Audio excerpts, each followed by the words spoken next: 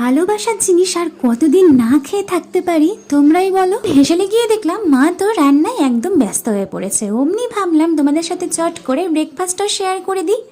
Breakfast share করার পরে চলে গেলাম হেসেলে, আর সেখানে গিয়ে দেখছি মা একটু ডিফারেন্ট স্টাইলে আজকে চিলি পানির রান্না করছে। আর সেই রেসিপিটা কিন্তু তোমাদের সাথে শেয়ার না করে আমি একদমই থাকতে পারবো না। খেতে কিন্তু দুর্দান্ত হয়েছিল। এরপরে চলে এলো আমাদের চিকেন বিরিয়ানির পালা। তবে আমাদের চিকেন বিরিয়ানির আগে মায়ের ভেজ বিরিয়ানিটাও কিন্তু একদমই বাদ যায়নি। মায়ের হাতের বিরিয়ানির তো কোনো জবাবই নেই, কিন্তু সেদিনের বিরিয়ানিটা কিন্তু একটু ডিফারেন্টই হয়েছিল। সত্যি বলতে দারুণ লেগেছিল।